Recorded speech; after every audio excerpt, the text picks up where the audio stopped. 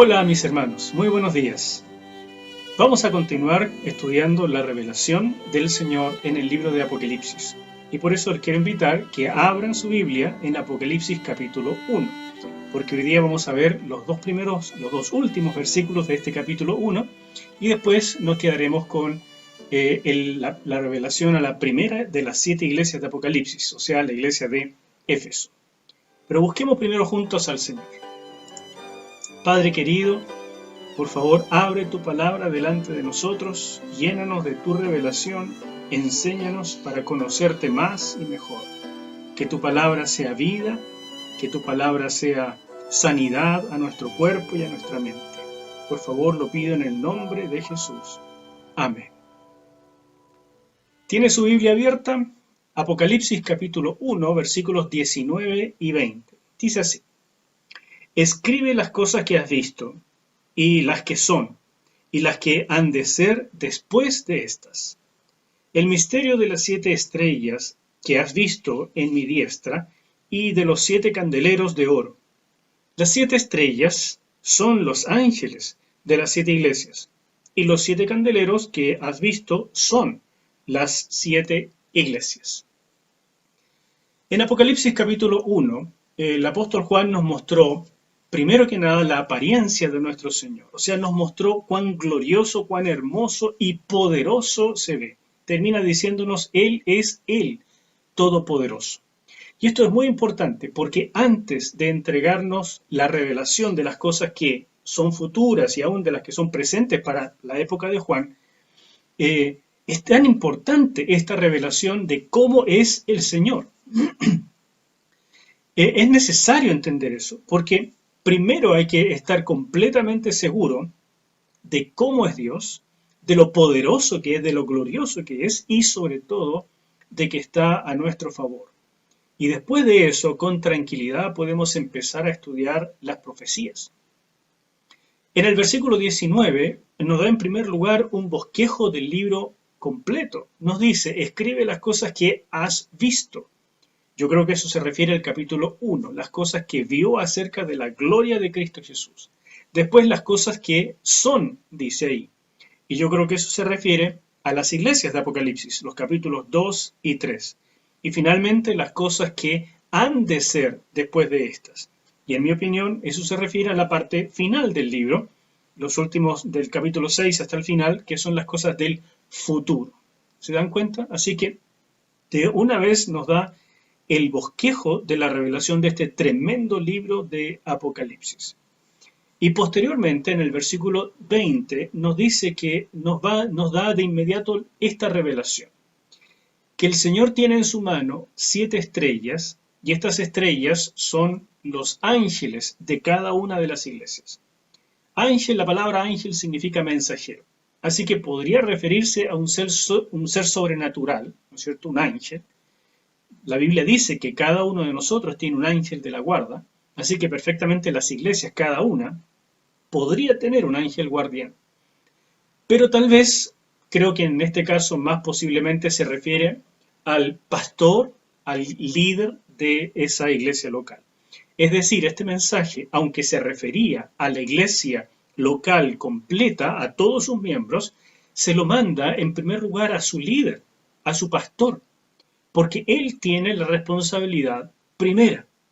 Y por otro lado, como ya vimos, el número 7 se refiere a esta plenitud de toda la iglesia cristiana. Y por otro lado, para finalizar, menciona cada iglesia por nombre. Dice la iglesia que está en la ciudad de Éfeso, la de Esmirna, la de Tiatira, la de Pérgamo, etc. O sea, son mensajes bien individualizados de cosas que realmente se vivían en esas iglesias locales en aquella época. Es decir, este mensaje de Apocalipsis da para todo. Da para el individuo, da para la congregación, da para el conjunto de las iglesias, da para la iglesia universal en toda época, en todo tiempo. Y por eso que es tan pertinente. Y por eso que es tan bueno que lo podamos estudiar y aplicar a nuestra vida presente. Por supuesto, el primer mensaje que comienza en la ciudad de Éfeso, porque como les expliqué la vez pasada, estas iglesias o estas ciudades formaban como una media luna precisamente en la ruta de comercio. Entonces es la ruta que habría seguido un mensajero de forma normal. Habría comenzado en el puerto de Éfeso y habría seguido después por las iglesias hasta completar esta ruta. Había muchas más iglesias, muchas más ciudades alcanzadas en Asia Menor, pero se mencionan 7 específicas. En primer lugar, porque, como dijimos, había algo en particular que decir de esas iglesias locales, pero además porque el número 7 tiene esto tan particular de que se refiere en la Biblia a algo pleno, algo completo. ¿Me siguen? Teniendo eso en mente, ahora sí nos vamos al mensaje para la primera iglesia, la iglesia de Éfeso. Y vamos a leer el mensaje completo del versículo 1 del capítulo 2 hasta el 7, y después de eso vamos a meditar un poco con más calma en algunos detalles que son de mucho interés. Dice en el versículo 1, escribe al ángel de la iglesia en Éfeso, el que tiene las 7 estrellas en su diestra, el que anda en medio de los 7 candeleros de oro, dice esto: yo conozco tus obras y tu arduo trabajo y paciencia, y que no puedes soportar a los malos, y has probado a los que se dicen ser apóstoles y no lo son, y los has hallado mentirosos. Y has sufrido, y has tenido paciencia, y has trabajado arduamente por amor de mi nombre, y no has desmayado. Pero tengo contra ti que has dejado tu primer amor. Recuerda, por tanto, de dónde has caído, y arrepiéntete, y haz las primeras obras, pues si no, vendré pronto a ti, y quitaré tu candelero de su lugar, si no te hubieres arrepentido. Pero tienes esto, que aborreces las obras de los nicolaitas, las cuales yo también aborrezco. El que tiene oído, oiga lo que el Espíritu dice a las iglesias. Al que venciere, le daré a comer del árbol de la vida, el cual está en medio del paraíso de Dios. Esa es la palabra para este día. Comienza el Señor diciendo en el versículo 1 que Él tiene las estrellas en su diestra, en su mano derecha. Y usa una palabra bien interesante, una palabra que es sostener con fuerza. Él las tiene agarradas. Y esto a mí me encanta porque, bueno, en particular yo soy una de esas personas que el Señor tiene agarrado. Dice, el Señor llama a los mensajeros de las iglesias, a los pastores, a sus líderes. Y yo me siento así, me siento tomado por el Señor, protegido por Él. En verdad, mis hermanos, qué grato sentirse de esa manera, porque de lo contrario, ¿cómo hacer este trabajo que a veces es tan extraño y no siempre tan alentador? Pero Él dice, yo tengo las iglesias y sobre todo a sus líderes, a sus mensajeros, agarrados, bien sujetos en mi mano derecha. Y al mismo tiempo los tiene así porque no quiere que se desvíen. Pero fíjense que al final recordamos que el mensaje era para toda esa congregación. Entonces, qué interesante que dándole la palabra a su líder principal, ciertamente veía a la iglesia completa en él. Es como decir, nos afectamos los unos a los otros y lo que le pasa a uno le pasa a los demás. Y lo que le pasa a su líder le pasa a las ovejas y viceversa. Y por tanto, este mensaje enviado originalmente a su mensajero, a su líder, es para todos y cada uno. Y todos tenemos que aplicarlo a nuestra propia vida. Y dice que el Señor se pasea por estos candeleros. Él ve lo que está pasando en la iglesia de primera fuente. A Él no se lo están diciendo. Él lo sabe porque Él está paseándose en medio de la iglesia. Hermanos, ¿se dan cuenta de lo que eso significa? Significa que Jesús, así como hace 2000 años, todavía hoy sigue paseándose en medio de cada congregación, en medio de las iglesias de esta ciudad de Santiago, en medio de las iglesias del mundo. Y Él tiene conocimiento pleno, acabado y directo de lo que pasa en cada una. Nada le podemos ocultar. Y no solo eso, si el Señor nos habla y sentimos que algo nos está llegando, pongamos atención, porque Él nos está diciendo de cosas que conoce de primera mano. Él está mirando en este momento y sabe lo que piensas, lo que sientes y cómo vas a reaccionar a su palabra. Importante, así es que él, en primer lugar, le escribe a la ciudad de Éfeso, que como dije, de manera natural habría sido la primera ciudad alcanzada porque es la ciudad puerto. Como puerto era una ciudad sumamente importante. Éfeso, de hecho, era el puerto de Asia Menor, por lo tanto era la ciudad más importante de la región, económicamente sobre todo, a pesar de que Pérgamo era la capital de la provincia romana de Asia. Pero todo el comercio pasaba por Éfeso. Éfeso, además de ser un puerto, tenía ese famoso templo de la diosa Diana.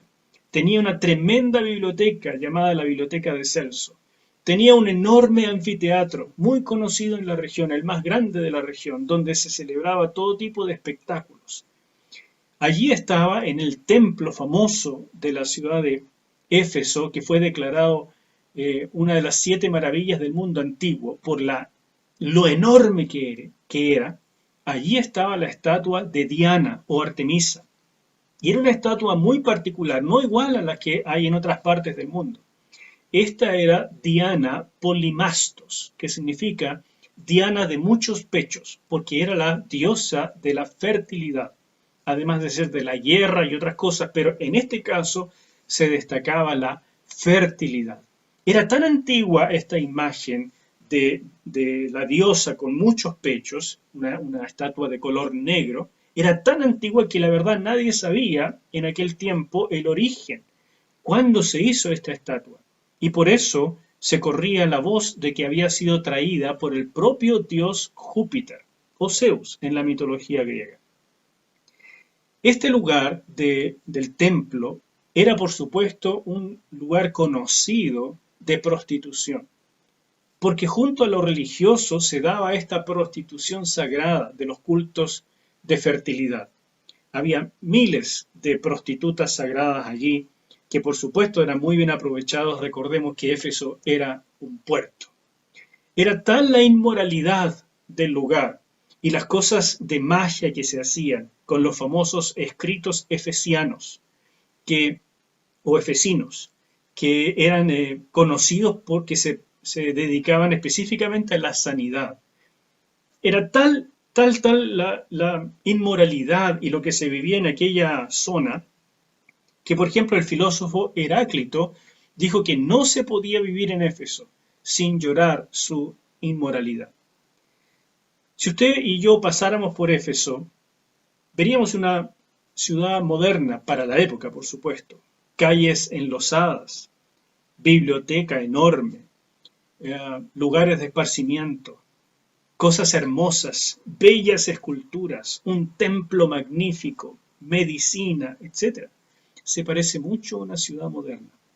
Se parece a lo que todos nosotros conocemos como algo moderno, hermoso, bien hecho, agradable y sobre todo entretenido, mis hermanos. Así es que la ciudad de Éfeso, yo diría que no se distancia mucho de una ciudad moderna como Santiago, como Nueva York, como cualquier ciudad grande que usted conozca. Por supuesto, no parecía el mejor lugar para el cristianismo. Y sin embargo, cuando el cristianismo llegó allí, y por supuesto chocó de frente con todas estas cosas, echó raíces de tal manera en ese lugar que Pablo se quedó allí, en la ciudad de Éfeso, por 2 años y medio, casi 3 años. Y fue el lugar donde más se quedó para echar raíces precisamente porque fue el centro operativo de Pablo para la conquista de toda Asia Menor. Él escogió esa ciudad para echar raíces en el cristianismo. Así es que, por supuesto, el efecto del cristianismo fue tremendo porque chocó contra el paganismo, chocó contra la inmoralidad y por supuesto también afectó la economía que giraba mucho en torno a lo que pasaba en el templo. De tal manera que muchos estuvieron en contra del cristianismo y aún Pablo tuvo que salir arrancando de Éfeso. Hermanos, Fue una época tremenda esta, más o menos en el año 50 del siglo I, cuando el cristianismo llegó allí y empezó a echar raíces. Además de Pablo, en la misma época trabajó también allí Apolos, Priscila, Aquila. Después, Timoteo, el discípulo de Pablo, quedó como el primer obispo o el primer anciano, digamos, de toda la ciudad de Éfeso. Y finalmente, el apóstol Juan. Y la historia, no sé si será legendaria o verdadera, dice que Juan llevó allí a María, que el mismo Señor se le había encargado cuando estaba colgando en la cruz, y le dijo, cuida que ella sea de ahora en adelante como tu madre. Y dice la historia que Juan la llevó consigo a Éfeso, y allí murió María, y allí fue sepultada.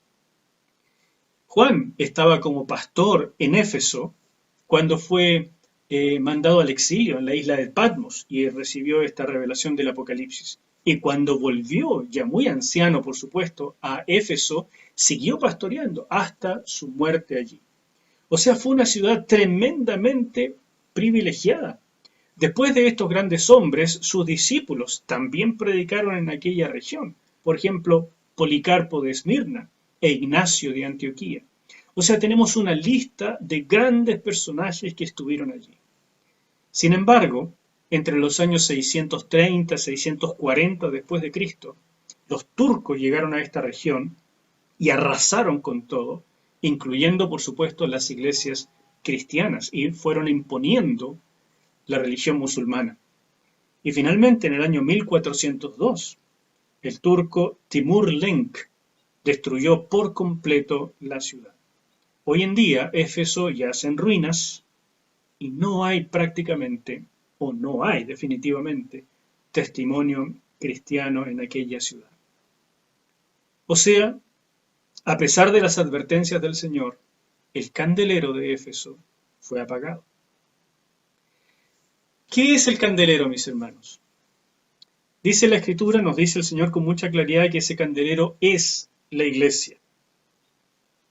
Pero la luz no es la iglesia, sino que la luz es de Cristo. Pero la iglesia brilla por esa luz o deja que esa luz brille.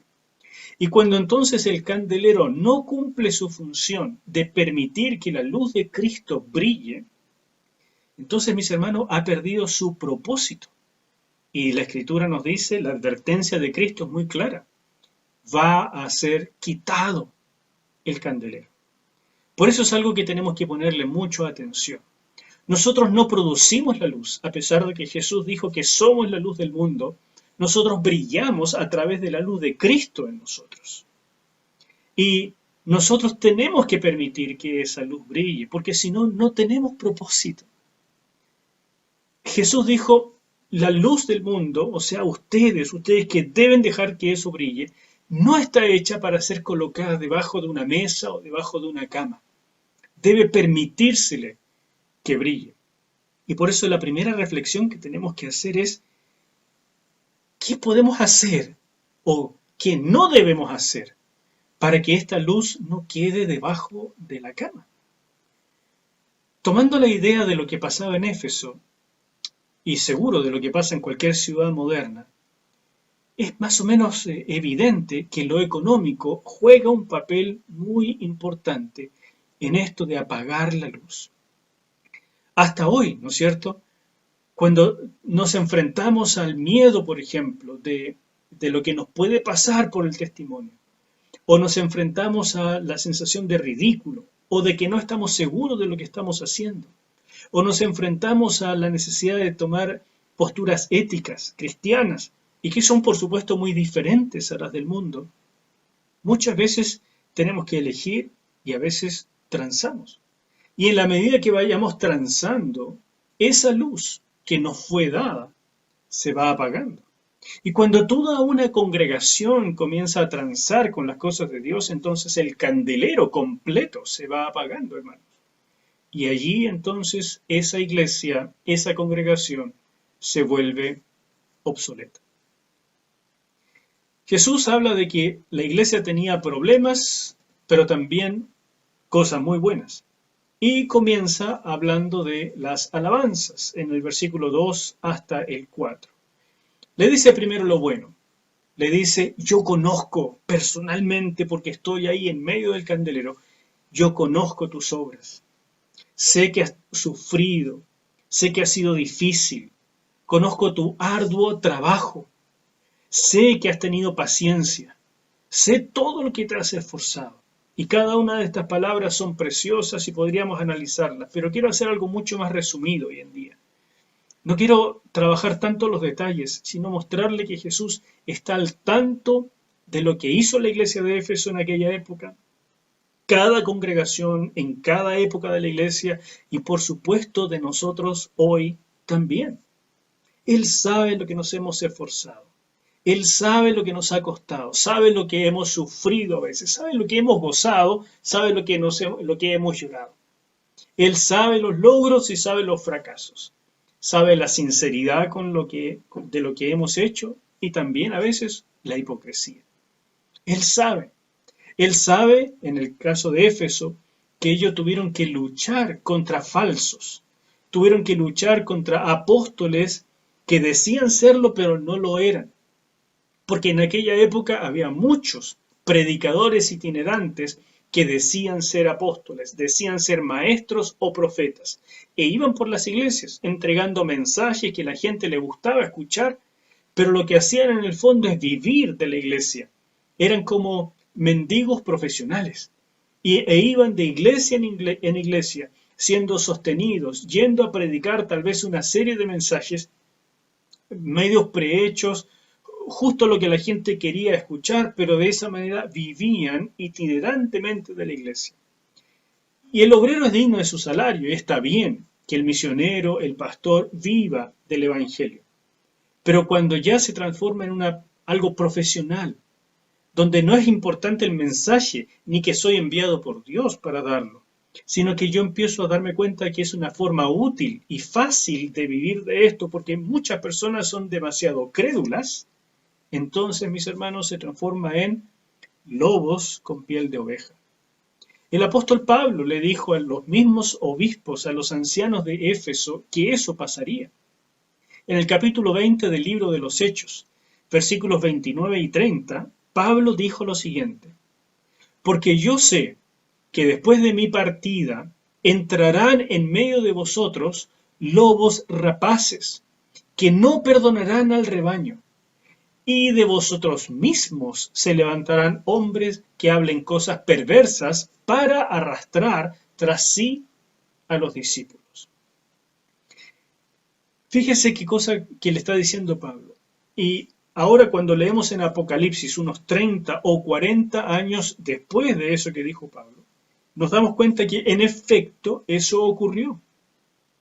Y la gente de Éfeso resistió a estas personas, no los admitió, no les compró todo lo que traían, no los sostuvieron, no los soportaron, los echaron. Y eso es una lucha, porque en la medida que va llegando esta gente y no saben de buenas a primeras quiénes son, los escuchan.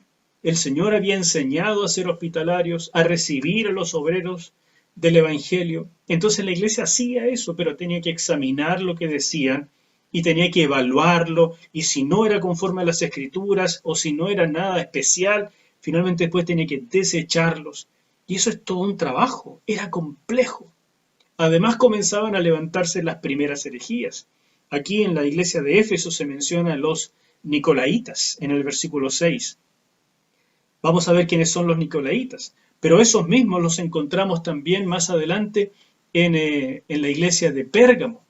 Y después en la iglesia de Tiatira están también otros que se parecen a los Nicolaitas. O sea, este tipo de personas y de herejías que comienzan a surgir estaban afectando muchísimo a la iglesia del siglo I. Los Nicolaitas en particular. No se sabe con total certeza quiénes eran, pero los padres de la iglesia, los primeros discípulos después de los discípulos, dijeron que los Nicolaitas era una secta que se formó de los seguidores de Nicolás. Nicolás fue prosélito de Antioquía y fue uno de los 7 diáconos que se escogió en la época de Hechos capítulo 6. Allí, cuando dijeron hay que tener algunos hombres de bien para que sirvan las mesas y atiendan a las viudas, mientras los apóstoles continuaban con la oración y la predicación de la palabra, uno de esos 6 tan especiales, de la misma línea, de la misma calidad que, por ejemplo, Felipe, el que llegó a ser ese evangelista tan famoso, y así otros, Esteban también, entre ellos estaba Nicolás, prosélito de Antioquía. Pero la historia dice que parece que este hombre se desvió, o tal vez lo malinterpretaron, pero sus seguidores formaron una secta donde se decía básicamente que ya que no estaban bajo la ley mosaica, que ya que la iglesia no está bajo la ley, no es tan importante lo que se haga con el cuerpo. No hay que ser tan estricto, no hay que ser tan moralista. Se puede pasar bien, se puede tener lo mejor del mundo y lo mejor de la iglesia. O sea, ¿qué es lo mejor de la iglesia? Que Jesús nos ama, que tenemos el poder del Espíritu Santo, que hay sanidad, que lo pasamos bien, que hay palabra que anima el espíritu, la mente, el cuerpo, pero podemos también pasarla bien con las cosas del mundo. Entonces podemos tener algunos excesos, no tenemos que ser tan estrictos con lo sexual, etcétera. O sea, este relajamiento en lo moral era más o menos la doctrina que enseñaban los nicolaitas. Y fueron tremendamente rechazados por la iglesia que pretendía mantenerse santa, pero fue aceptada por un buen número de iglesias también, y desviaron de esa forma el cristianismo severamente. Así es que hay mucho reconocimiento de parte del Señor. Él le dice, yo sé que han hecho un esfuerzo, yo sé que han tenido paciencia, sé que han luchado hasta el cansancio, sé que resistieron a los falsos maestros, falsos apóstoles, falsos profetas, a los nicolaitas, que es una secta, estas doctrinas heréticas, todas estas cosas ustedes las han rechazado. Yo estoy súper a favor de eso y les encomiendo, o sea, realmente, gracias chiquillos. Pero les dice, tengo contra ti una cosa. Has perdido tu primer amor.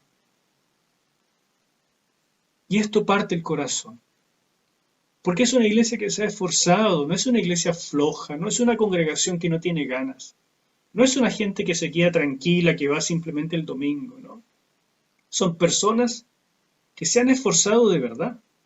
Pero yo creo que tanto ha sido el esfuerzo, tanta lucha, tanta sospecha de lo que se dice, tanto revisar la doctrina, tanta necesidad de escudriñar las escrituras y debate y cosas así, que se empezó a apagar posiblemente lo más importante, el amor. Y eso pasa. Cuando en una congregación sobreenfatizamos algo, eso siempre va a ser a costa de otra cosa. En este caso, ellos sobreenfatizaron la doctrina, la ortodoxia, el estudio, la necesidad de mantenerse rectos, la necesidad de cuidarse de que no entre lo profano, lo mundano a la iglesia. Y entonces, ¿a costa de qué? Bueno, del amor. A costa del amor hacia Dios, del amor al prójimo, del amor al mundo, porque necesitamos amar al mundo, no para ser parte del mundo, sino para ir a rescatarlo. Y esto le está hablando, recuerden, a una iglesia, a una congregación, pero le está hablando a toda la iglesia a través de todas las épocas y a cada uno de nosotros, a cada individuo. Llevaban unos 40 años de lucha. Las tentaciones que promovían los nicolaitas habían vencido a muchos, incluso a varios de sus líderes. Entonces, cuando la presión es mucha y dura por demasiado tiempo, comienza necesariamente el individualismo, esta sensación de que tengo que protegerme, de sálvese quien pueda. Y hermanos, cuando eso ocurre, se va apagando el primer amor. Fíjese que unos 30 o 40 años antes, el apóstol Pablo le escribió una carta a los Efesios y en ella dijo lo siguiente. en el capítulo 1, versículos 15 al 17. Por esta causa también yo, habiendo oído de vuestra fe en el Señor Jesús y de vuestro amor para con todos los santos, no ceso de dar gracias por vosotros, haciendo memoria de vosotros en mis oraciones, para que el Dios de nuestro Señor Jesucristo, el Padre de gloria, os dé espíritu de sabiduría y de revelación en el conocimiento de Él. Qué interesante y qué importante este texto. Una generación antes, 30 o 40 años antes, Pablo encomienda a esta iglesia por su fe y su amor unos por otros.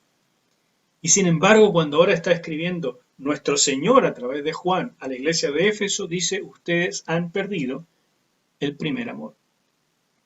El frío en el corazón, hermanos, provoca apatía espiritual y lentamente se va apagando el testimonio, el interés por los demás y por Dios. El amor a Dios se va reemplazando por el amor a cosas materiales, a proyectos, a metas personales. En resumen, se cambian los compromisos y comienza a aparecer la corrupción espiritual. Le pasó a Éfeso, le pasó a la gente de allá. ¿Nos está pasando a nosotros? ¿Te estará pasando a ti? A veces el exceso de trabajo por guardar incluso lo bueno, como es la recta doctrina, tiene el costo de matar el amor por los demás. Porque si tengo que estar examinando lo que los demás dicen a cada rato, si tengo que estar previniendo de lo que se está enseñando, de pronto ya no es tan importante amar a los otros, sino examinarlos. Y eso es un riesgo en toda época. El amor no dura si no se cultiva. Eso pasa en una amistad, eso pasa en un matrimonio, eso pasa entre los padres y los hijos. También pasa entre Dios y nosotros, y entre nosotros como hermanos. En relación a Dios, el amor a Dios se cultiva conociéndolo a Él por medio de la palabra. Si usted no tiene tiempo con la palabra, no va a conocer a Dios y no va a poder amarle. Se cultiva en la oración, en la intimidad, de darle tiempo, de escucharlo, de decirle simplemente, el tiempo, Señor, que te dedico es más importante que el que puedo dedicarle a otras cosas porque tú eres más importante, porque vale la pena estar contigo, porque te amo. El amor a los hermanos se cultiva. Ahora que no podemos reunirnos en este tiempo, como saben perfectamente por lo del coronavirus, hermanos, ¿cuánta falta nos hace estar juntos, vernos, abrazarnos, saber qué estás haciendo? Simplemente tocarnos un poco, vernos. Pero si eso no se cultiva, si de alguna manera no nos mantenemos cohesionados, ese amor se enfría. Y dentro de muy poco nos sentiremos completamente extraños y ajenos a lo que les pasa a los demás. Todo amor debe cultivarse, porque tiende a enfriarse, a apagarse, a ser puesto de lado. Yo no creo que sea casualidad que Juan, el mismo que escribió el Apocalipsis, cuando escribió su primera carta, y hay dudas si la escribió un poquito antes o un poquito después de Apocalipsis, yo creo que un poco antes, pero más o menos en la misma época, dijo cosas como las siguientes acerca del amor. Primera de Juan capítulo 2, versículos 9 y 10, dijo, el que dice que está en luz y aborrece a su hermano, está todavía en tinieblas. El que ama a su hermano permanece en la luz, y en él no hay tropiezo. Fíjense qué importante y qué relacionado con lo que estamos viendo. En 1 Juan 3, versículo 14, nosotros sabemos que hemos pasado de muerte a vida en que amamos a los hermanos. El que no ama a su hermano permanece en muerte. Capítulo 4, versículo 8 de la misma carta. El que no ama no ha conocido a Dios, porque Dios es amor. Y en el capítulo 4, versículo 20, si alguno dice yo amo a Dios y aborrece a su hermano, es mentiroso, Pues el que no ama a su hermano, a quien ha visto, ¿cómo puede amar a Dios, a quien no ha visto? Y por supuesto, Juan también se refiere al problema del mundo metiéndose en la iglesia. En primera de Juan, en esta primera carta, capítulo 2, versículo 15 dice, no améis al mundo ni las cosas que están en el mundo. Si alguno ama al mundo, el amor del Padre no está en él. O sea, este tema de los nicolaitas y lo que ellos estaban produciendo y habían producido en la iglesia es básicamente lo mismo con lo que Juan está trabajando. Y no me cabe duda que las cartas de Juan fueron dirigidas a las mismas iglesias que el Apocalipsis. Porque el tema que se estaba trabajando allí era este precisamente, que el amor se estaba enfriando. Pero veámoslo un poco con más calma. ¿Cómo se ve esto del primer amor perdido? Cada uno en particular tiene que mirar en su propia vida. Yo tengo que hacerlo con la mía, tú tienes que hacerlo con la tuya. Porque Juan nos llevó en este libro Apocalipsis, en primer lugar, a mirar la gloria de Dios, en el capítulo 1. Pero después nos lleva a mirar la situación que estaba viviendo la gente de su época, en los capítulos 2 y 3. Y después nos va a llevar a ver el futuro. Yo creo que esto es importante de tener en cuenta.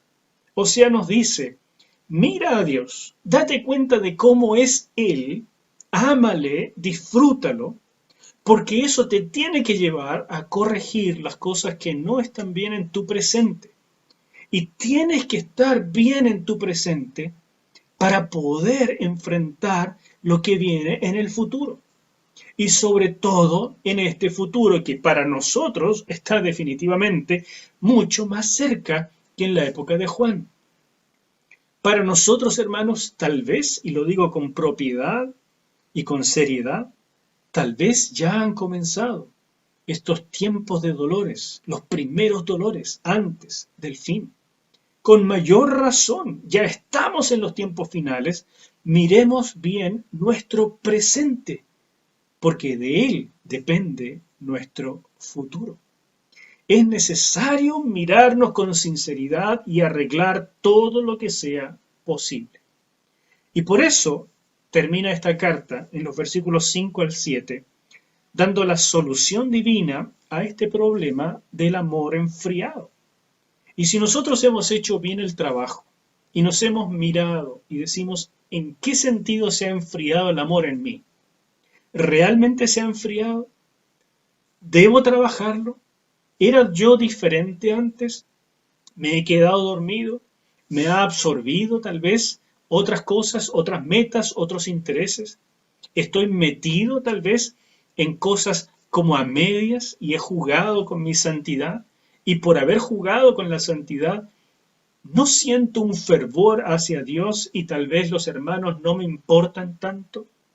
Si sientes esos síntomas en ti, estás viviendo lo mismo que Jesús le dijo a la iglesia de Éfeso. Tengo contra ti que has dejado tu primer amor. Y he aquí la solución divina. En los versículos 5 al 7 que quiero que leamos de nuevo. Recuerda, por tanto, de dónde has caído. Y arrepiéntete y haz las primeras obras. Pues si no, vendré pronto a ti y quitaré tu candelero de su lugar, si no te hubieres arrepentido. Qué importante este versículo 5, en ese quiero concentrarme. En el 6 habla de que está perfecto esto, que estén rechazando a los nicolaitas, y en el 7 habla de la tremenda recompensa de que podrán disfrutar del árbol de la vida. Son detalles maravillosos, pero que no me interesan tanto en este momento como el versículo 5. Porque dice la historia, mis hermanos, que después de este tiempo, después de esta carta, junto con las cartas de Juan, esta iglesia se restauró bastante, mejoró, se renovó. Ignacio de Antioquía le escribió una carta a los efesios y les alababa por el amor que veía en ellos. Así que sí hubo restauración. Pero como les dije, esto fue de muy corto plazo. Y poco tiempo después se cumplió esta advertencia y el candelero de Éfeso fue quitado. Cuando yo pienso en esto y me imagino el Señor quitando de nosotros su candelero, diciendo la iglesia IPD, por la que yo di mi sangre y que yo fundé por el poder de mi palabra, ya no cumple su propósito porque han dejado su primer amor. Quito mi candelero de allí, hermano, eso me parte el alma, me parte el corazón, me parte por mí, me parte por ustedes, me parte por todos los que hemos amado la obra y hemos decidido juntos hacer un impacto a favor del Señor y por este mundo. Pero en efecto, en la iglesia de Éfeso el candelero fue quitado y hoy en día no hay testimonio cristiano en aquella región que hoy es parte de Turquía.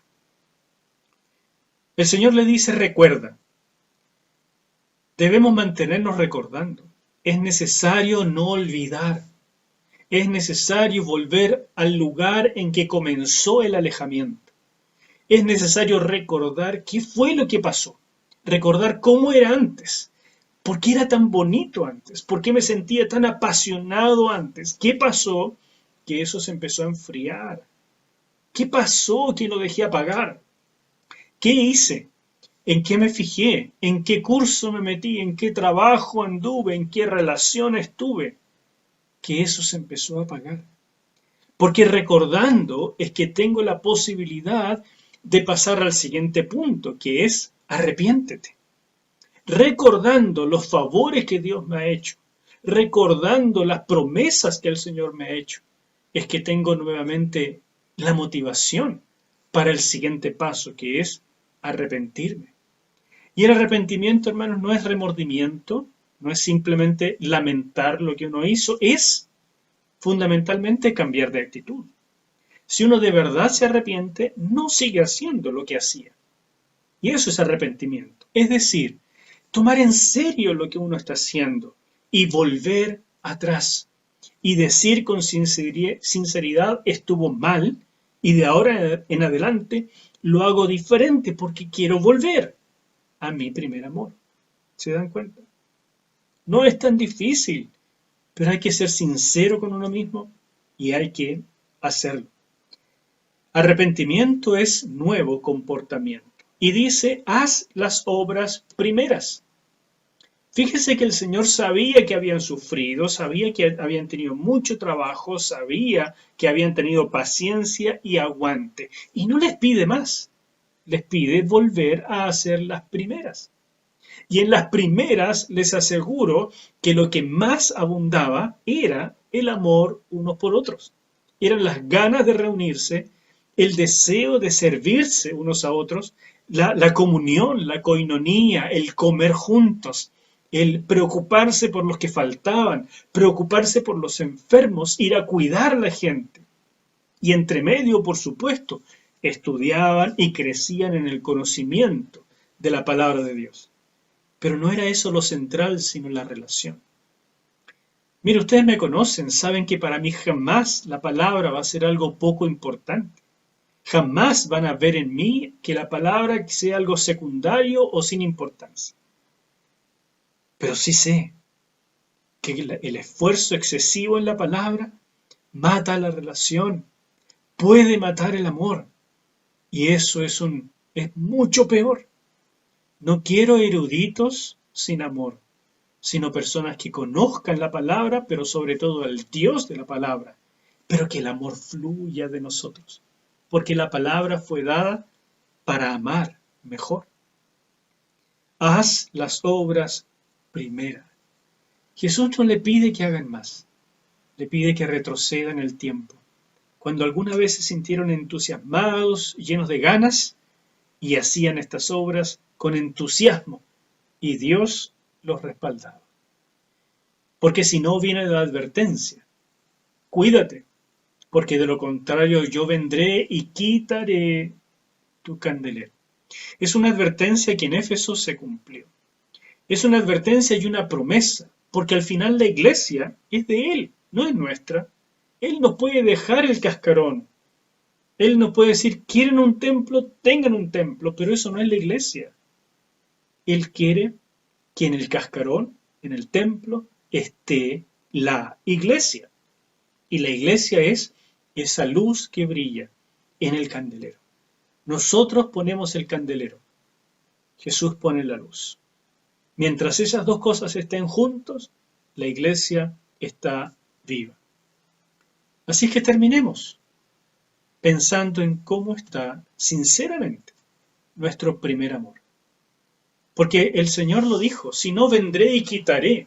Me recuerda una palabra que está en Oseas, capítulo 2, versículo 14, donde el Señor dice, pero he aquí que yo la atraeré y la llevaré al desierto y hablaré a su corazón. Es este viejo truco, este viejo método del Señor, de cuando quiere hablarnos de verdad, nos lleva al desierto.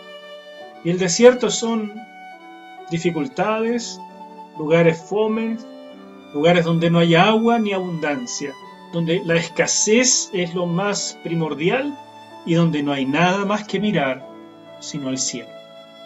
En ese momento, cuando vemos que todo lo demás que antes nos distraía ya no está, definitivamente le ponemos atención al Señor y allí Él nos habla al corazón. Es un método antiguo, un método no agradable, pero que da resultado. Por eso hay que escuchar las advertencias, porque por ahora está el candelero y está la luz. Y yo quiero que sigan las dos cosas juntas y que brille la luz más y más. Y yo quiero que IPD sea un lugar de gozo para nuestro Señor, y no un lugar donde Él tenga que advertir, cuídate, porque has dejado tu primer amor, cuídate que vendré a ti y quitaré el candelero. No, yo no quiero escuchar esas palabras.